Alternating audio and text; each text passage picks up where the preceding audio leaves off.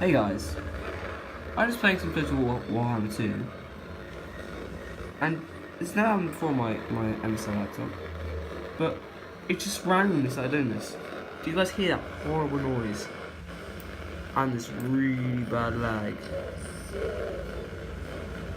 Like, oh my god. Actually unbearable.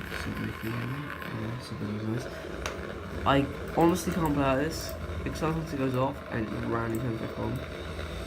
But it's been really annoying. Anyway, can you please tell me how to fix this in the comments, please? Because I honestly have no idea. It's genuinely triggering. Anyway, I'll see you guys in the next one. Let's build a spring and bye bye.